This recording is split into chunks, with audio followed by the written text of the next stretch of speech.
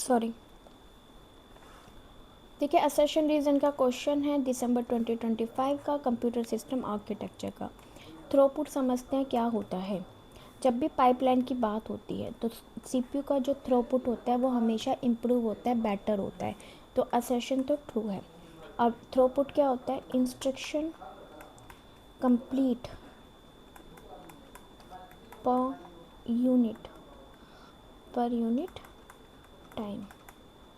ठीक है, अब बात करते हैं रीज़न की। रीज़न कह रहा है कि pipeline decrease the execution time.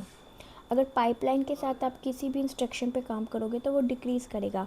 But उन्होंने कहा ईच इंडिविजुअल इंस्ट्रक्शन, अगर हम इंडिविजुअल इंस्ट्रक्शन की बात करते हैं तो पाइपलाइन इंक्रीज़ नहीं होता, डिक्रीज़ नहीं होता, इंक्रीज़ होता है। क्लियर? इस चीज़ को समझते हैं। आंसर पता चल गया, A is correct, R is not correct, but why? चलिए समझते हैं। लाइक 5 स्टेज है, इंडिविजुअल भी करेंगे, पाइपलाइन के साथ भी करेंगे। ठीक है, 5 स्टेजेस हैं, फैच, विदाउट पाइपलाइन और पाइपलाइन दोनों के साथ, decode, execution, memory and what, right. Clear? तो 5 स्टेजेस हैं और ईच स्टेज यानी ये एक स्टेज है, ये एक साइकिल ले रहा है एक काम को करने में, ये भी 1 ले रहा है। ठीक है, तो एक इंस्ट्रक्शन में 1 इंस्ट्रक्शन को कंप्लीट करने में आपके पास 5 साइकिल लगती है, क्योंकि 1 इंस्ट्रक्शन में आप सबको एग्जीक्यूट करोगे विदाउट पाइपलाइन। तो अगर आपको 3 इंस्ट्रक्शन में काम करना है तो आपके पास कितने साइकिल लगेगी? 20 साइकिल लगेगी।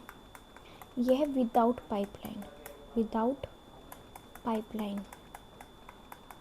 आज मेरा हाथ नहीं चल रहा।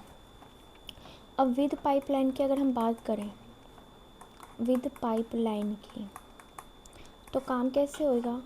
देखिए, पाइपलाइन होता क्या है? ओवरलैपिंग होता है, ओवरलैपिंग किसका? डिफरेंट स्टेज का, different stage of different instruction. Clear? तो कैसे काम करेगा? इंस्ट्रक्शन 1 है, इसमें हम सबसे पहले डेटा को फैच कर लेंगे, फैच कर लिया। अब फैच अभी हो ही रहा है, इंस्ट्रक्शन 2 आ गया जिसने डिकोड भी कर दिया और फैच का काम भी कर ही रहा है। अब इंस्ट्रक्शन 3 आ गया। ठीक है, इंस्ट्रक्शन 3 पे हम क्या कह रहे हैं? हम कह रहे हैं डिकोड और फैच तो हो ही रहा है, अभी हम यहाँ पे और चलते हैं, यहाँ पे अब हम एग्जीक्यूट भी कर देंगे, डिकोड भी कर देंगे और फैच भी कर देंगे। नेक्स्ट कह रहा है, अब फैच का काम कंप्लीट हो गया, हम मेमोरी करेंगे, एग्जीक्यूट करेंगे और डिकोड कर देंगे। अब डिकोड का काम भी हो गया, इंस्ट्रक्शन 5 में राइट करना है, मेमोरी करना है, एग्जीक्यूट करना है। इंस्ट्रक्शन 6 में हमने क्या किया? एग्जीक्यूट हो गया, राइट किया, मेमोरी किया। इंस्ट्रक्शन 7 में हमने सिर्फ राइट किया क्योंकि मेमोरी भी कंप्लीट हो गया। तो यहाँ पे कितनी साइकिल लगी? टोटल 7 साइकिल लगी। टोटल कितनी साइकिल लगी? 7 साइकिल लगी। 7 साइकिल, 7 साइकिल में हमारा काम हो गया। ये साइकिल 1 थी, ये साइकिल 2 थी, साइकिल 3, साइकिल 4। ठीक है, हमारे डिफरेंट स्टेजेस में 7 साइकिल में हमारा काम हो गया। लेकिन तो हमारा क्या हुआ? टाइम तो रिड्यूस हुआ। लेकिन अगर हम इंडिविजुअल की बात करते हैं तो यहाँ पे ये क्या कहलाएगी? ये लेटेंसी होती है, लेटेंसी। लेटेंसी में जो टाइम होता है वो ऑलवेज रिड्यूस नहीं होता, डिफरेंट होता है, हमेशा सेम नहीं रहता। Clear? So answer is what? Third. समझ में आ रहा है? जैसे एक तरीके से इसको आप अनदर वे में समझो, आप कपड़े धो रहे हैं, ठीक है, एनीवन नो द प्रोसेस कि आपने वॉश करना है, ड्राई करना है कपड़ों को और फिर फोल्ड करना है। ठीक है, यही प्रोसेस होता है।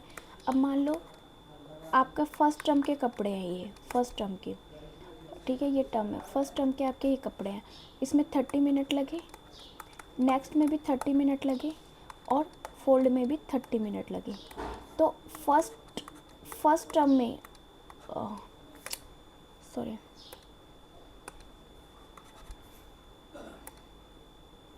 तो फर्स्ट टर्म में जब आप कपड़े धो रहे हैं, टोटल 90 मिनट लग रहे हैं। मान लो आपके कपड़े इतने हैं कि आपको 3 टर्म में धोने हैं, तो आपके 270 मिनट लगेंगे। ठीक है, ये हो गया विदाउट पाइपलाइन। जब हम पाइपलाइन के साथ काम करेंगे ना तो डिफरेंट स्टेजेस पे काम करेंगे। वॉश तो हो ही रहा है, साथ के साथ ड्राई कर रहे हैं, ड्राई तो हो ही गए, साथ के साथ फोल्ड भी कर रहे हैं, ड्राई भी कर रहे हैं, वॉश भी कर रहे हैं। तो इस तरीके से हमारा जो टाइम होता है वो रिड्यूस हो जाता है। समझ में आई? तो पाइपलाइन क्या होता है, different stages of different instruction overlap करता है। Thank you, thanks for watching, bye bye.